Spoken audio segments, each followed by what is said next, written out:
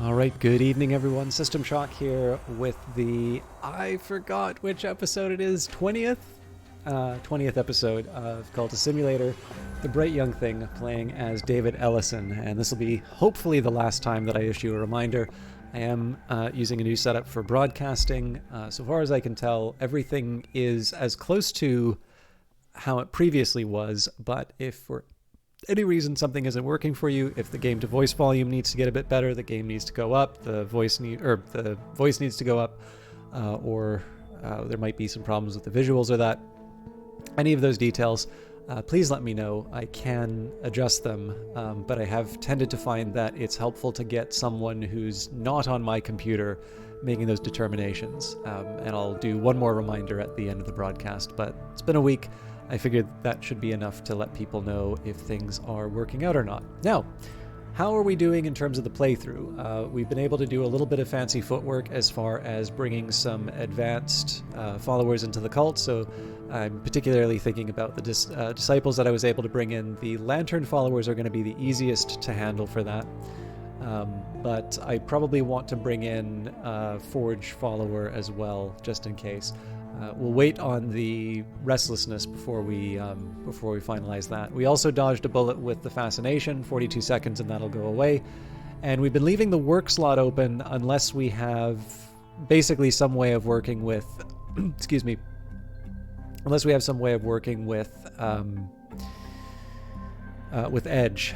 So essentially that's going to be something that's working on commissions until the investigation's done. We currently have 5 Mystique on the table, but most of it is going to be expiring on its own. So I don't think we're going to need to wait for the full duration of the investigation. And we have a pretty decent little nest egg if we do need to, hide away from our reputation for a sufficiently long period of time. In any case, let's see how it goes. We'll see whether or not we can get an expedition started before the end of the broadcast. I received the currency of the secret world, and my patron has let tantalizing information slip.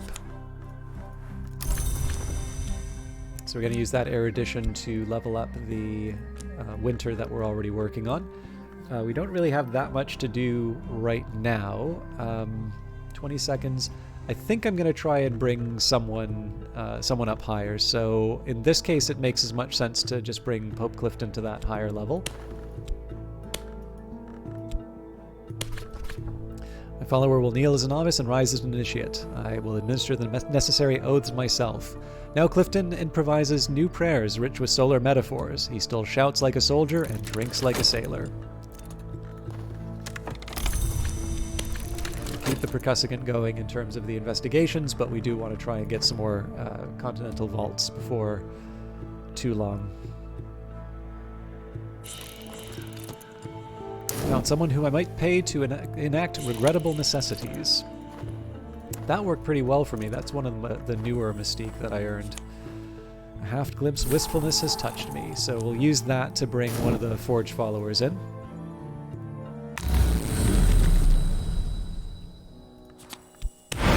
Well, that was unlucky. So under normal circumstances, I would let the restlessness decay into dread, but the fleeting reminiscence should get us out of this. And I didn't read the text, I apologize.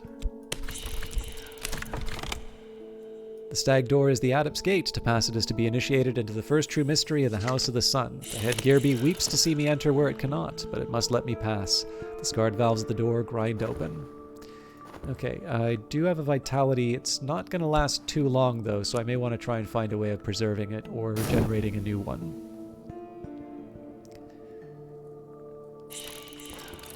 This is a puzzle with missing pieces. I might find those pieces in odd corners of scholarship.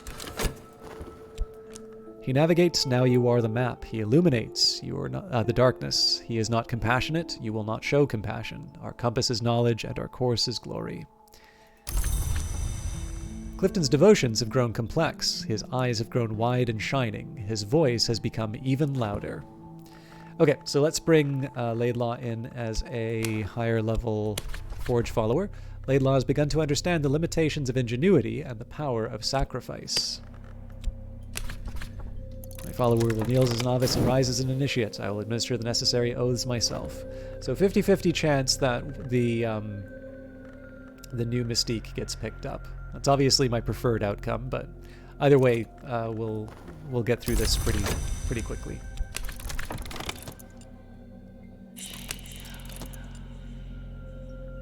Lucky.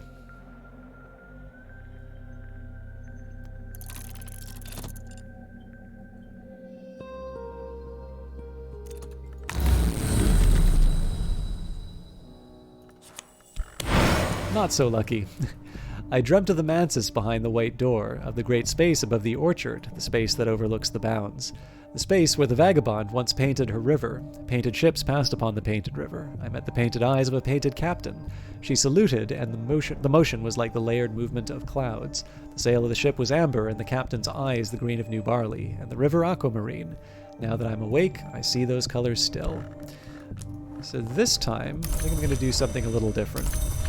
I'll still use the percussivant, but I'm actually going to go back to the wood.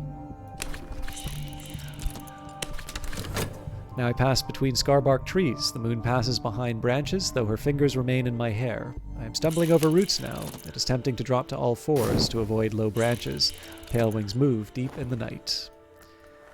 And if I want a fortune teller, I can pick one up, but I don't see the immediate need.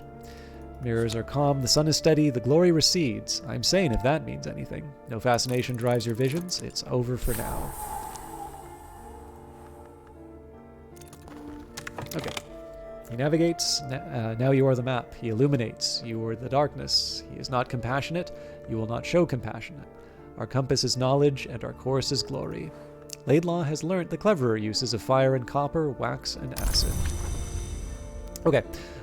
In this case, really, we want to go on an expedition, so we'll just wait for the percussivant to clear things out. I do have opportunities to, or I will soon have some opportunities to bring some people in, but no point in. We don't need to kind of hold back the entire cult to get this stuff done. So, Lantern Commission, that's easy. It's going to tie up the ability to bring people in for a little while, but I think it's worth it. And we do have a restlessness coming up from the Season of Ambition, so that's going to help us as far as and a Simple Grail commission too. So the nice thing about that is that's going to help us rebuild our reputation to be able to do some paintings off of. So this is kind of a neat idea too. One thing that I've become a little conscious about now, like, I need to be kind of careful about this because there's, like, in one sense I should just get on with the point and move on, but I think particularly for gaming, it's helpful to caveat a few things. I've noticed that there is sort of and this has probably been true for a while and I'm only just realizing it, there kind of seems to be the phenomena of the game development influencer. So, just for any given interest or industry, there's going to be influencers no matter what. It doesn't even necessarily need to be influencer. Influencer, I suspect, is just the application of a term and a role that existed earlier, and it's now become more of an industry. So I think it would be fair to say that let's think of academics, right? There are going to be certain figures who can make judgments or recommendations, and these are held in very high regard and will tend to influence different opinions. So, it would be fair to say that, Einstein had certain opinions about quantum mechanics, which, like the famous God does not play dice role. Now, I don't know how influential these were in terms of discouraging people to follow certain trains of thought. Obviously, the things that he thought were true turned out not to be true, and that his views did not prevent people from being able to follow the thoughts to their conclusion. But I think it's also fair to say that if a renowned physicist is going to make a particular claim, people are going to take notice of that. So, and, you know, again, like if there's you know, I'm sure the same would exist for, you know, medical doctors. So if there's one who sort of swears by a particular tool or medication, you know, people who maybe are not necessarily, I mean, the other equally wretched term would be thought leader. People who are not thought leaders, you know, might follow suit. But of course, we sort of exist in many more attention economies now. And so the idea of someone with an Instagram account or somebody who has a very wide reach and may only be known because of the reach that they have, that's probably a bit more of a recent phenomena. But in any case, the only reason I mention this is that when you think of influencer, you're usually thinking of someone who is constantly smiling, or on YouTube, you'll see somebody with a incredibly overwrought, surprised reaction, and like their portrait takes up, you know, 75% of the thumbnail. And there's a reason that stuff works. But that's generally what I think people have in mind when they think of influencers. But it's also fair to say that this concept exists in terms of game development, and because I do tend to follow people who I think are interesting in gaming, every once in a while I'll get to see what some of these accounts look like. And one of the dangers, and it's a developer, Jake Burkett, I think, it does a lot of really interesting work. He's also known as Grey Alien Games, although Grey Alien Games is not just him. I believe it's him and his wife constitute Grey Alien Games, but there may be some other people who are involved as well. In any case, Shadow Hand was a recent game that they did, Ancient Enemy, although I think they may have published instead of developed that one. There's a few different games that they've done. But, you know, he's done a very good job, I think, with a lot of data, some data analysis, and I'm completely missing the point. There was actually something I was going to talk about for the game, and I think I've completely lost the trail. Yeah, was going to be. Oh yeah, no, I've figured it out. So this is a massive scaffolding to a simpler point, but it is going to tie into building up the reputation.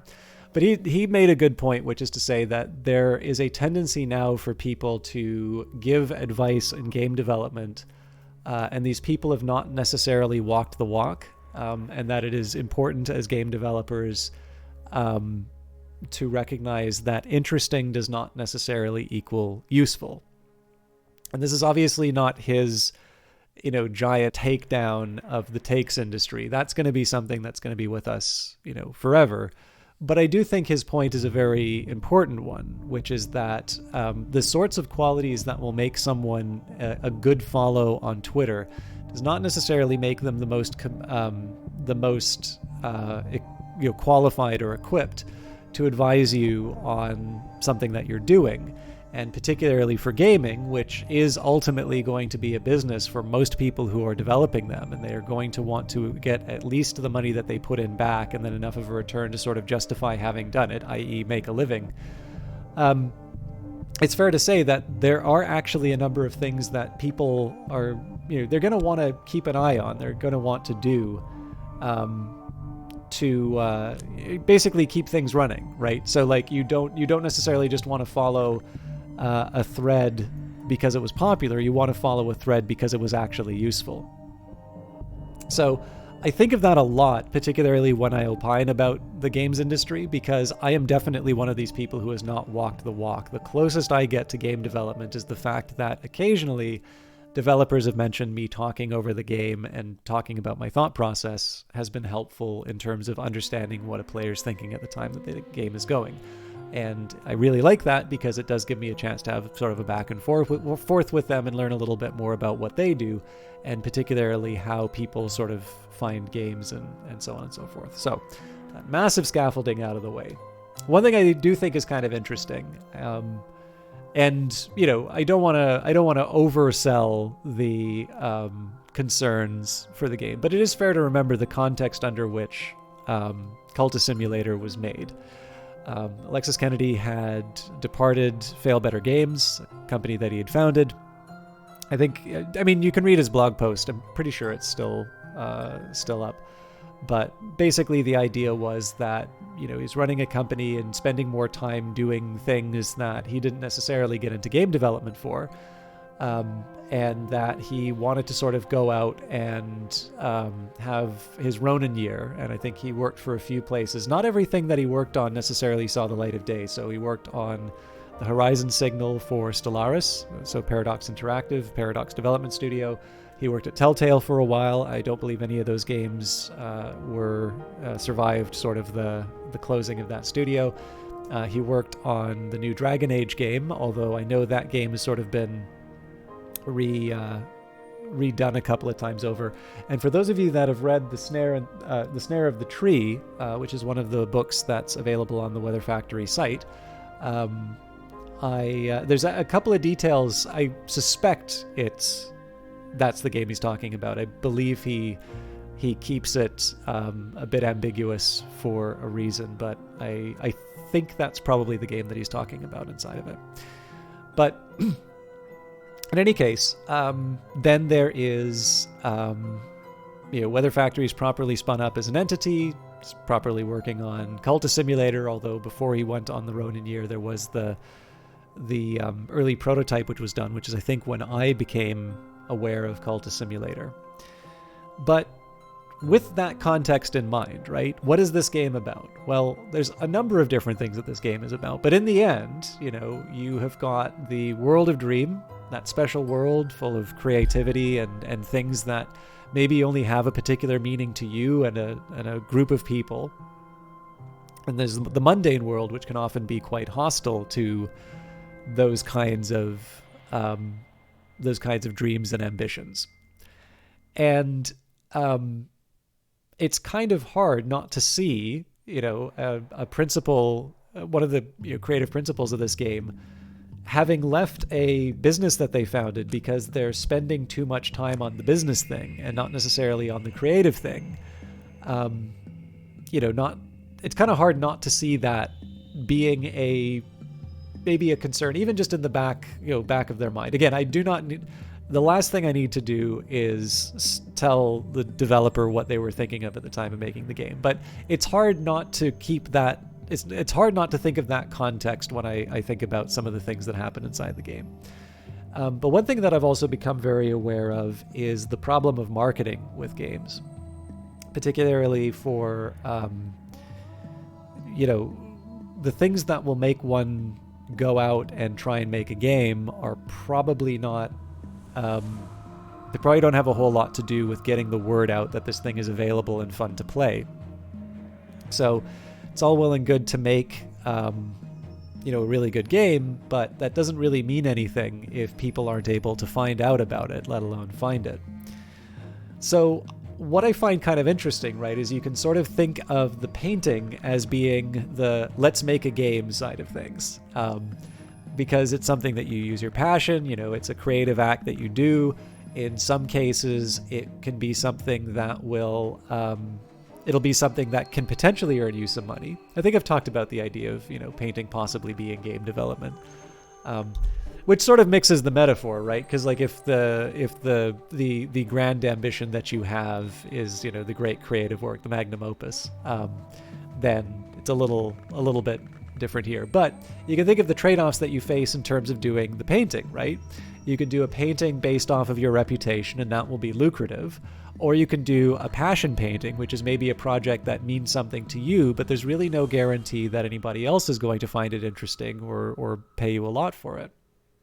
But what I also am becoming increasingly aware of is the problem of marketing, and specifically the things people need to do and how difficult it is to actually get the word out.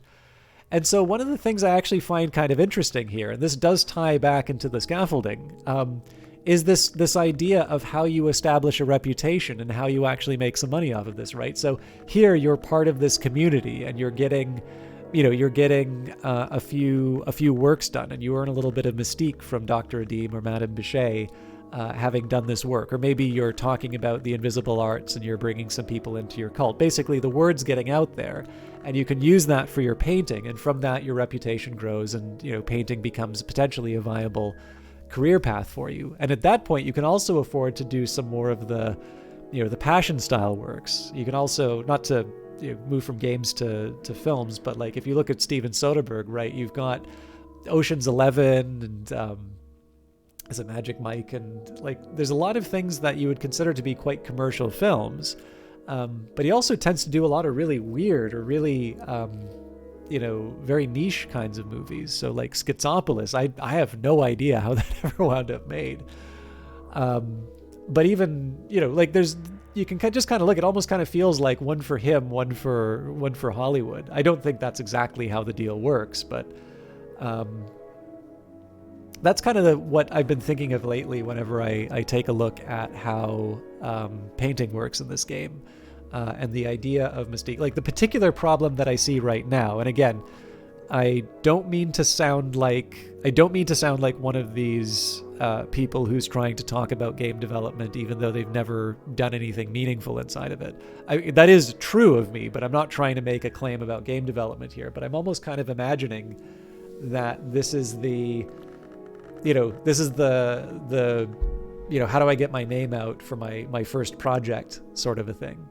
And I mean, maybe in this case, this is the viral Twitter thread on how to properly market a game on TikTok or something like that. I don't know. Play with that idea as you will. But I do think it's kind of neat, right? That we, having laid low from the Suppression Bureau, we're now at a point where we need to rebuild our, we need to rebuild our reputation and be able to make some money off of painting. Essentially doing commissions is going to be one of the ways that I do that. I've increased my mastery of the ragged lore, which we call by its aspect winter. I don't know if we've gotten the white ceremony before, but when I speak, my lips don't crisp with frost each time. This is surprising.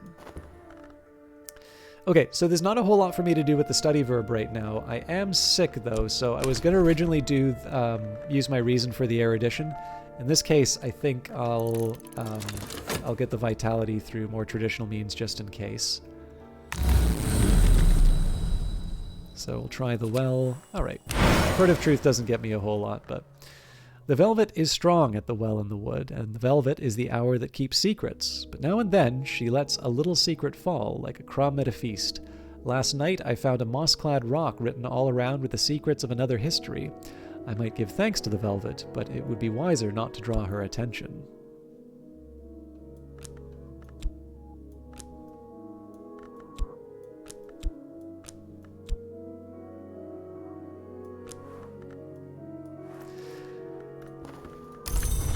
All right, I'll just leave this open. Well, no, I have a minute before things run by so we can afford to go back to the stag door. After that, though, we are going to heal.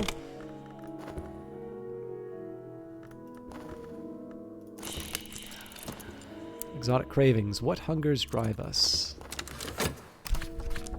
And we can go on to the expedition now. So, this illness has damaged my health. I will need to rest before I'm fully recovered. Cure your affliction with funds or vitality. I also have no idea why I didn't try to get rid of the fascination. Tricky. I think I'm probably just gonna get hit by that. Oh no, hang on. 55 seconds will be good. It is going to take longer to get rid of the affliction, but that's fine. Okay. Expedition time, because in 35 seconds we don't need to worry about my reputation anymore. So let's try the... Let's try the Congregation of St. Felix of Shurin, actually. So I'm going to add the Percussagant mostly just to preserve it, but in this case we're going to add the Moth Disciples for the main focus. And then we need some money. Membership of the congregation is... Oh, sorry, I should be reading the description as well. The Congregation of St. Felix of Shurin, a nonconformist enclave of a heterodox sect of a Calvinist offshoot, tucked away in an odd corner of the city. They belt out hymns with unsuitable gusto in a throat-scraping language that is very much not quite Latin. Membership of the congregation is strictly controlled and may even be inherited. The safest approach is to burgle the minister's residence while he's conducting his service, but the sworn mothers of the congregation guard the place in shifts, and they are not easily distracted. Okay, talk-wise, we just leave that open for a bit.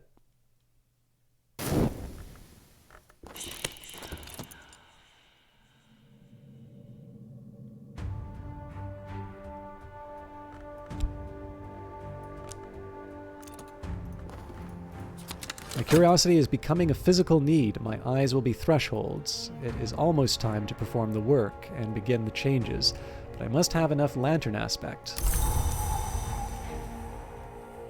Okay, let's bring up another forge follower.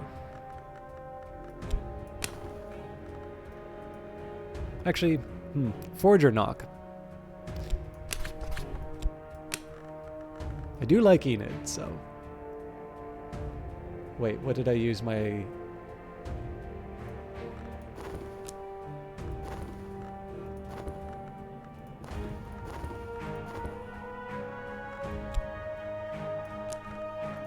Am I going nuts? Oh, the commission.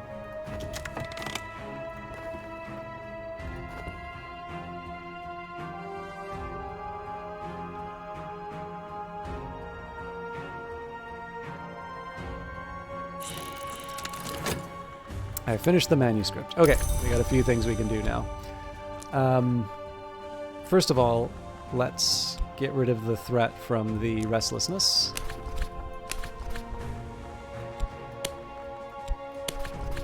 My follower will kneel as a novice, and I rise as an initiate. I will administer the necessary oaths myself. Enid speaks softly, and sometimes her gaze doesn't focus on anything visible. She sees things that others don't.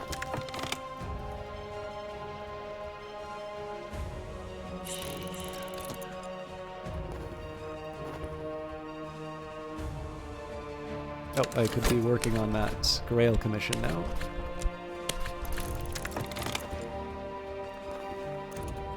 And here we want to deal with the monks, so we add Yuzabet for our 10 moth, and that's all that we need. I've neglected my studies, but I stand a little straighter. Now, not so clear what I want to do with the study verb right now, but I will use some reason to get an extra erudition just in case it comes up for our future work. Okay, that's good.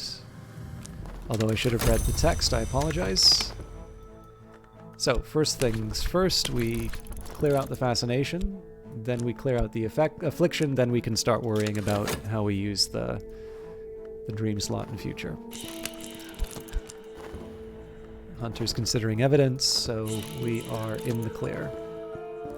Monks, a potent deception. We have brought here with us certain sacred texts whose meaning is apparent only in moonlight.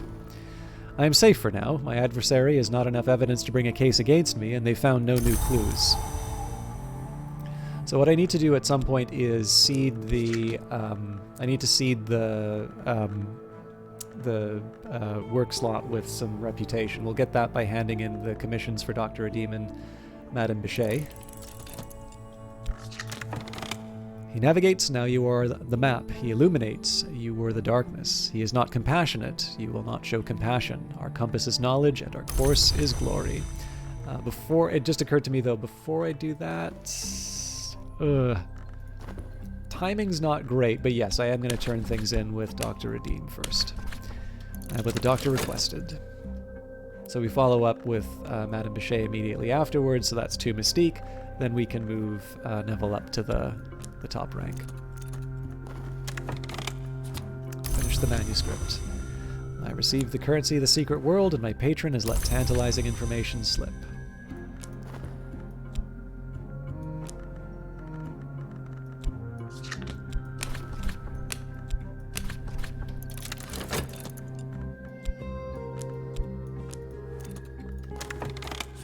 The words contain knowledge. Now I contain it. It is a little like theft, and a little like feasting, and a little like the progress of an infectious disease.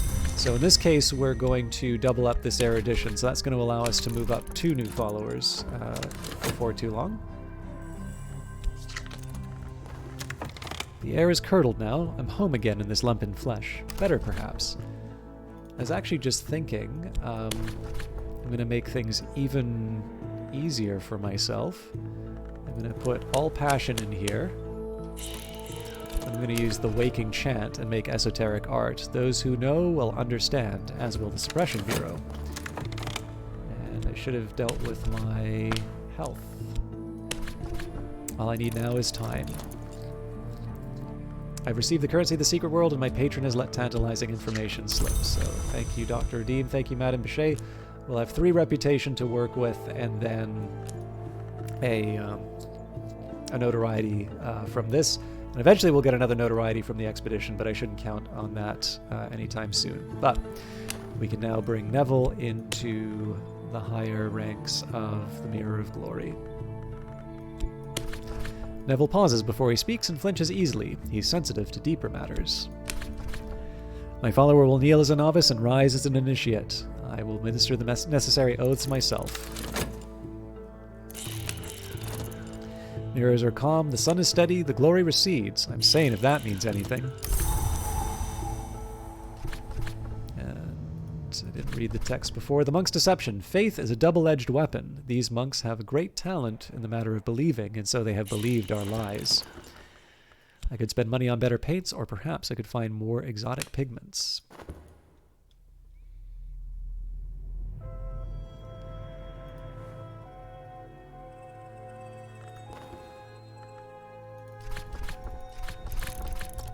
Secret devotions. The minister's bedchamber is grand in proportion, but sparsely furnished. Beneath the window, a feathered ornamental axe rests beside an enameled chalice drum on a little altar of yew wood.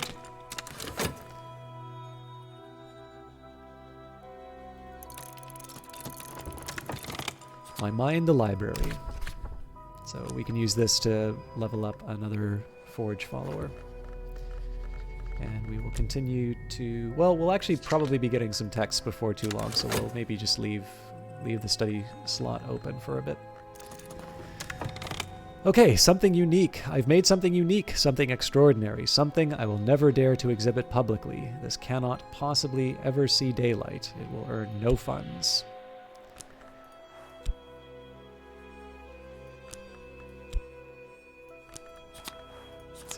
Contentment, bunch of glimmering, pulsing airs, 2 notoriety, and the sister and witch. She's been a pair of funeral birds, but here she is as she would wish to drown.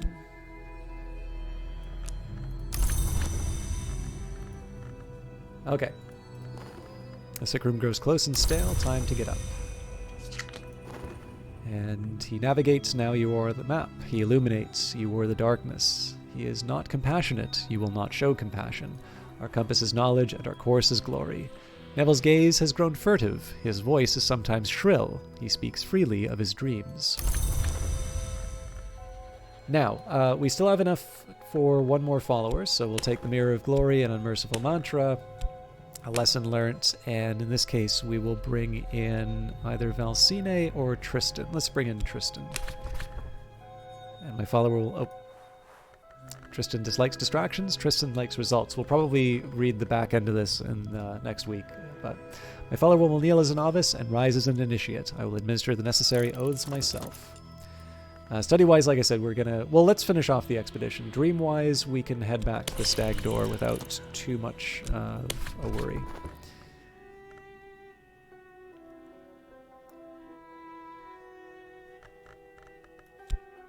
And now we can afford to do full-on reputation painting. I wasn't expecting that, but it's a nice little side effect. Not too much as far as inspiration for us. I could use pulsing air. Actually, I'm curious, does that... We'll see whether or not that generates any negative reputation. I think this is actually a way of preserving it, so we'll see. Oh no, we've got an investigation underway.